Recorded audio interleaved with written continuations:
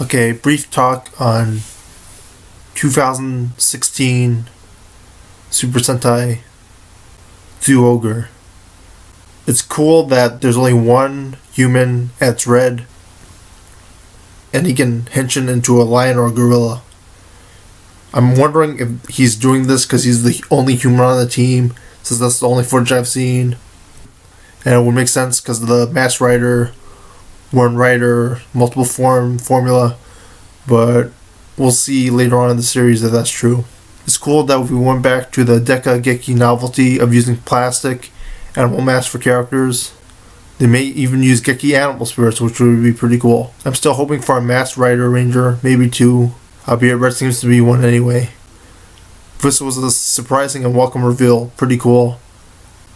People watching in the show without noticing the spoilers will enjoy it too. Also, my gosh, Kuroi, Zyuohger, and Kuroi Ninja look the same. She was great, but why milk a non-popular series? According to the Wikipedia, though, it's not the same actress, which is weird. Alright, comment below what you think. Very curious. Not much to say, but a lot of anticipation. It's the anniversary series. Hopefully it'll be really cool, like Zyuohger or Bookentro, where there'll be a lot of merch and a lot of cameos and a lot of cool stuff going on. Enjoy. Super Sentai 2016-17 Zyuohger has a really cool gimmick. Starting from the animal Sentai, starting with Sun Vulcan and Choju Sentai Live Man. It's pretty cool. Zyuohger even takes homage from the eagle, shark, and lion theme, just like Hurricane did, homaging them, and it's a great legacy. It was a great story after all. Echo Larg enjoyed that story too. I'm also not sure if they're going to start with two later like Live Man and Hurricane did, or if they're going to join, late, have them join later like Live Man and Hurricane did, opposed to starting them together like they normally do. There's probably other Sentai that did that too, but that was the one with actual animals in it. When I heard Zyuohger was going to be inspired by Live Man, I thought it was going to be really cool. And as a Geki Ranger thing, and there's so much they can do with it.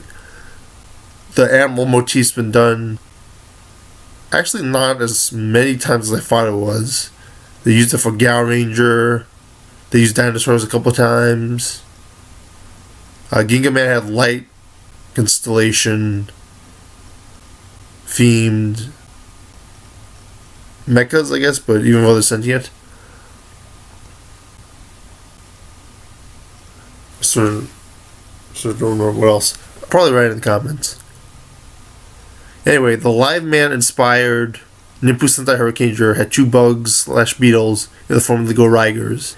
I think it would have been more interesting if they had not told us who the other two Super Sentai Senshi were in the beginning, so we can possibly speculate that they would have been Kamen Riders or something. Yes, Kamen Riders in the Super Sentai show. That would have been really cool. It's an anniversary show after all. Gotta show off the powers. Originally, the idea behind the Zyuohgers were that they were going to be, or whatever they were called at the time, they were going to be bug-inspired. And I was hoping they were going to be Zyuohgers, except with Kamen Riders instead of Super Sentai member keys or whatever. The show has so many ideas, already using the animal spirits ideas from Geki Ranger, which is pretty cool. Another animal theme show that I forgot to mention. It's pretty creative what they can do with animals. Oh, Changeman was another one. That was pretty cool. And it's going to be a lot of fun. Toys and a lot of stuff to buy. Hope. It's going to be a good show. I don't think Toei's pretty smart. They're not going to ruin the anniversary show after. They're not going to order an anniversary show. It's going to be really cool. And we're all going to enjoy. It's going to be a lot more fun than Zyuohger, and I'm going to mention why later.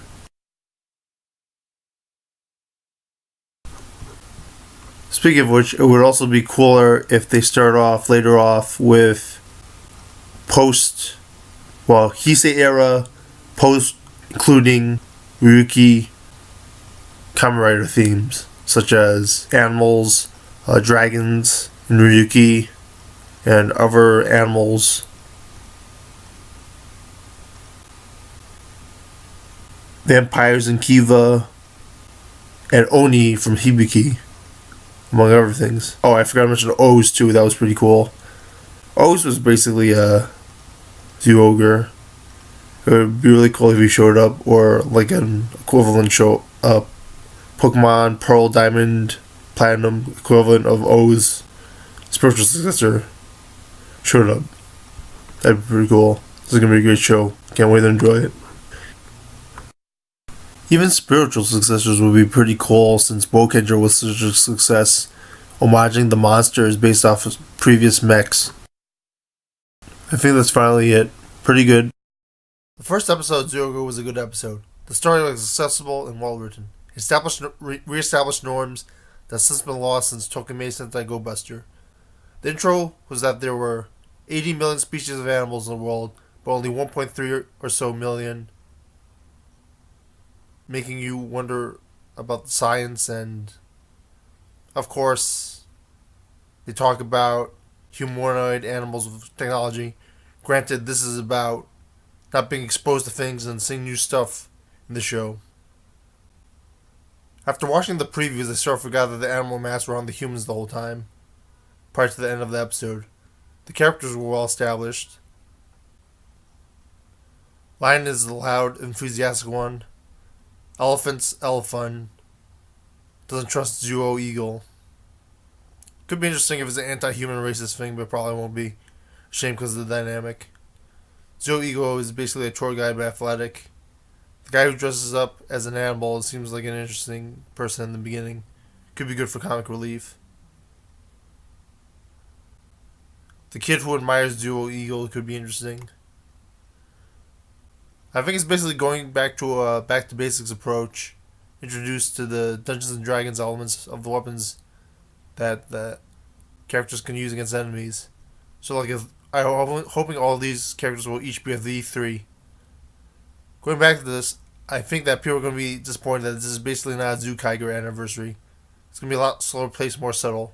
There are homages to Live Man Bokenger, Gao Ranger, Geki Ranger, and other things. Other Sentai shows. The feud between the coins and the cubes is interesting. They're basically greed, the bad guys. The mechs seem creative, albeit it seems to be the only one. The only thing they can do is spin around one cube. I'm also disappointed they went back to classic cell phones as opposed to Tokyo 6's iPhone, albeit they're futuristic technology phones. There's also some sort of tail fetish going on, and I'm going to leave on that note. Zyuohger Episode 2 begins with Tusk, Zuo Elephant, not trusting Zuo Eagle before walking away. It establishes him as the skeptic trope of Zyuohgers. As a skeptic, though, I don't understand why Tusk would believe Yamato's story, although maybe he's just lying. He does prove himself in the fight, though he did that last time too. Then again, Uncle doesn't believe Yamato's story, although Tusk doesn't know this. Fight-wise, his feet are strong and he has a sensitive nose. I don't know if that goes with his character, but it's interesting. Maybe give it a couple more episodes. Joe Tiger likes fruit drinks. The character revealed to be Joe Uncle is my favorite. The comedic timing is way better than Joe Shark Dex. And the fact that he makes animal-like objects is very interesting and adds to his character. Oh boy, a human shark turning into a shark, wanting to swim in a fountain, showing her fin. I think you've been watching too much Sharknado, Japan. I think you underestimated. Maybe they just watched that Amazon clip in Mass Rider and thought that's what we need in Kamen Rider and Japanese tokusatsu. Oh boy. It's very Z-movie-ish. It can really deter people from a show, especially Americans. But I don't think Judlin is going to adapt that anyway.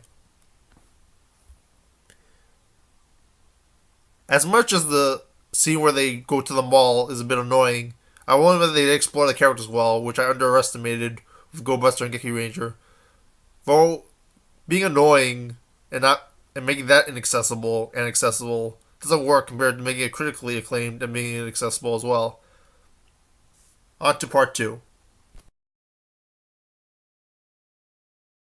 Brief summary of the dark themes Dobutsu Sentai Zyuohger Episode 2. Using the Zoomen or anyone as a slave or a pet. Zyuo Lion is basically a Japanese battle Kenya. A Japanese person basically in blackface, sort of. Also, one of them is fed to try and reason with them, to sort of domesticate them, which I think is interesting. I don't know if they'll go into it, and I don't know who the writer is or who the crew is, but it's something that could be explored, which could be interesting in later episodes. There's no hints in episode 1, it's too early to notice, but we'll see. It's interesting because despite it being a light-themed Sentai, there's some dark stuff to it. You have the aliens invading the Zoomen and the humans, and one of the humans treats the Zoomen sort of as a lesser being, sort of. Even if it was for comedic effect, to sort of brush it off. I think it's interesting. Hopefully it'll be explored later. They did before with Yasuko Kabayashi in Reisha Sentai Tokyuger. We'll see if any of that's explored in this Sentai. Also, it would be cool if the animal train Tokyuger showed up in Dobutsu Sentai Zyuohger, but I'll explore that in another video. I keep coming up with more stuff to say, sorry. It's even more interesting that Zero Ego puts a leash on the other Zyuohgers, because another eagle, Zoomen, gave him powers, making it even more ironic. That shows you that you can never know, like, giving powers to someone would end up with a good result or not, which is always a risk. And that's dark. I like that. The powers and special effects for the text are memorable. I think they're trying to pull a Hurricaneer, and while not on that level, are enjoyable. The monster is pretty much irrelevant for a storyline that's, while not terrible, I don't really care for. It's cool one of the enemies is named Naria, trying to not say Narnia, which is what it references. Zyuo King is definitely parallel to how the bad dudes use greed, with Zyuo King consisting of 4 animals.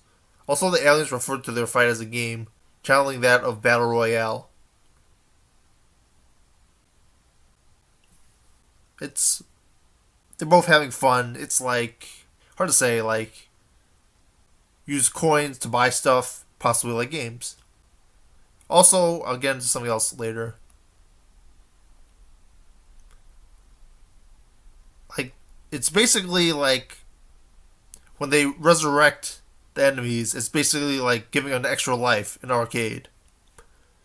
I think the combination of 5C3 for all you stat fans out there with the combinations is going to hold up for a while. Maybe they'll introduce another Zoomen as well. Also, Zyuo might stay on the top, even though they might be saving a time when he doesn't lead Zyuo King for a while. I'm predicting now maybe in the second half they'll introduce the anniversary sentient writers, but we'll see. Next episode there'll be Amu Yamato shipping. At least it's not Shark Decks. Also, let's not forget the tail fetishes. Needs more Blues Brothers. Come on, let's go and shake that tail fetish.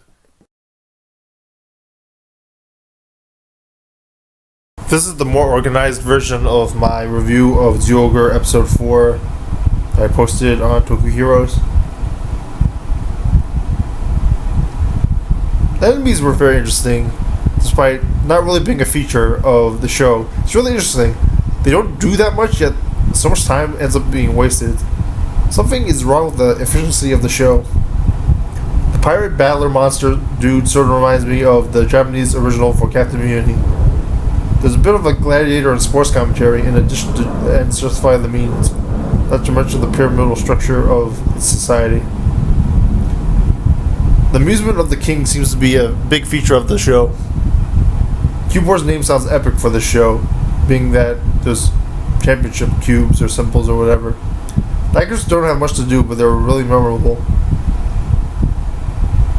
On to the main characters.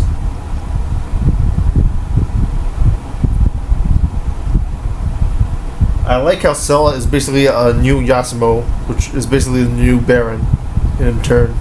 It's a great use of a rival, although color isn't a great aesthetic thing. It's interesting that they've used it to symbolize something. I don't recall seeing the people in the nuts fight, so them fighting was sort of downplayed. And it's a shame that it's probably going to be in a director's cut or something, unless I missed something. Me and LB Crimson have debated on the meaning of the fight between Leo and Sella. And I still think Sella is interesting in that she could be a justify the means person like Yasumo or Baron. Because in my interpretation, I still think Sella wants to fight to the death against Leo to prove that she's better. It's sort of that twisted mindset that I sort of get. Maybe it's because I've watched too many samurai films or whatever, but, you know, like even a Pokemon, you know, being your rival, beat up the other Pokemon, knock it out, you know, that kind of stuff. Sella's sort of like Trinity Quan or Blue Swallow, not to mention Pokken Pink. Does that make Leo Pokken Blue? Tusk's nose is now a thing, even though like he was. It's weird what they're doing with the characters. Tusk is like the serious anti-red character, while Blue is this anti-yellow character. Yet he has this sort of down. If I hadn't gotten out of like things being being accessible thing or whatever you call it, I'd probably be bothered by this. But the nose thing is done well this episode, I think, compared to like the chicken thing or the nunchaku thing in previous episodes, like in Gekki Ranger and other Super Sentai.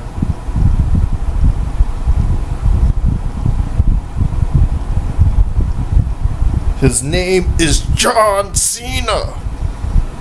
He's a bad, bad lamb. I've ruined this review and I might as well finish it. 6 mechs, combinations of 3 or 4. Interesting. Maybe even the originals can be auxiliaries. That gorilla tease will be interesting for the Jewel World release. I'm assuming it's just a Gekki Ranger homage with the gorilla and the red Senshi combining powers, but still making me curious regardless of how a bit of it was leaked already.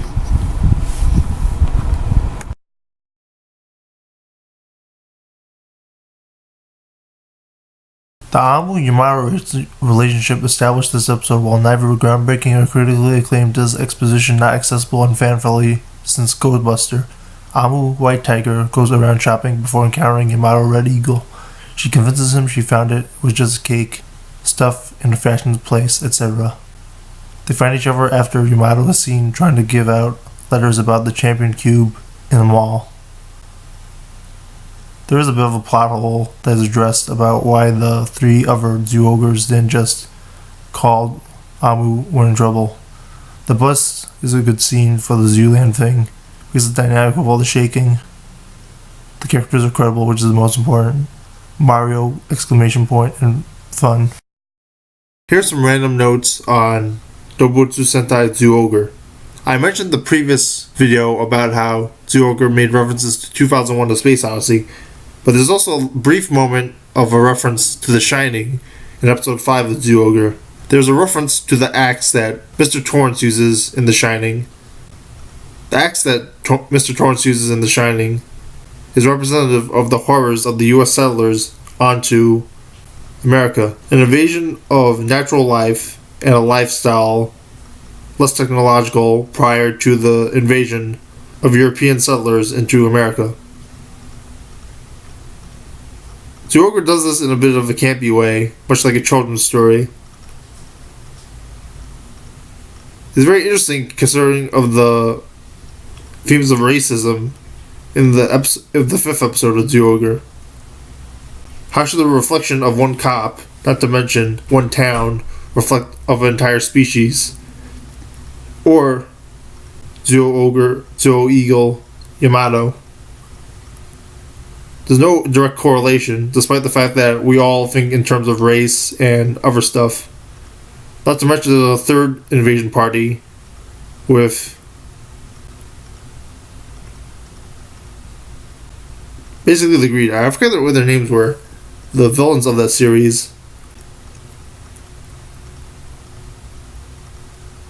And it's interesting how that can be used.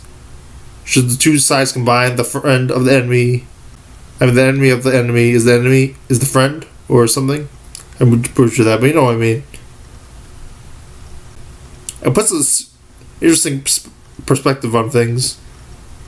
Like, how would you have reacted in a situation like this?